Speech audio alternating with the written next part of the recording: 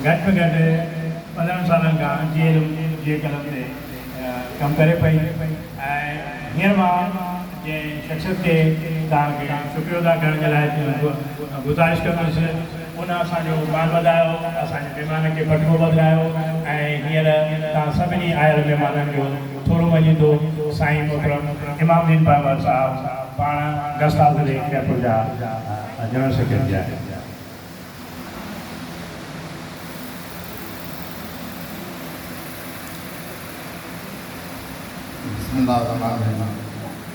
माण्हू सभिनि सुहिणा पखी सभिनि हंज कंहिं कंहिं माण्हू हुनजे अचे बुज़दार वाकई घणो थी वियो आहे।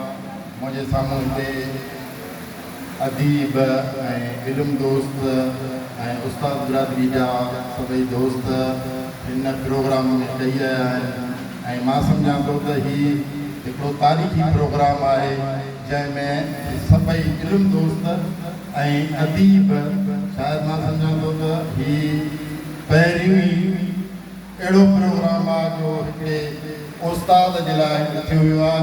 जिन दोस्तनि हीउ प्रोग्राम रचियो आहे उन्हनि जा ख़र्च थोरा ऐं मां हिकु उस्ताद आहियां।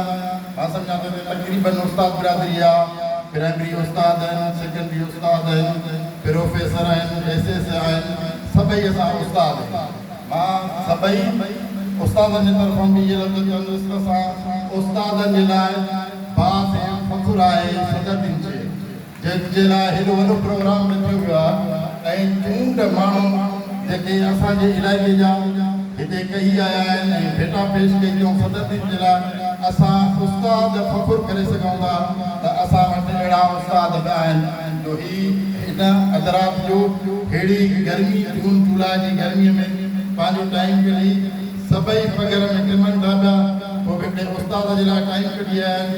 मां सभिनी उन्हनि महिमाननि जो थोराईंदो आहियां, सभिनी दोस्तनि जो थोराईंदो आहियां, लख थोरा उन्हनि जा। मां पंहिंजे एजुकेशन जे साहिबान साईं DO साहब या CMO साहब जो बि वधि में थोराईंदो आहियां ऐं बाक़ी अहिड़ा ऑफिसर हुजणु घुरिजनि जेके हिकिड़े प्राइमरी उस्ताद जे प्रोग्राम में अदराज जे शरीक थी उन्हनि सबूत ॾिनो आहे त साईं जन में इल्मु दोस्त आहिनि ऐं असांजे हिन कम में उन्हनि हिसो वरितो आहे। मां उन्हनि जा लख थोरा थो सम्झां। तव्हां सभिनी जी वॾी महिरबानी जेके हिन प्रोग्राम कई आहे उहो असां उस्तादनि खे ख़ासि करे साह शेख जे प्रोग्राम खे हेॾा 4 चंड लॻाए छॾिया आहिनि। वॾी महिरबानी, लख थोरा।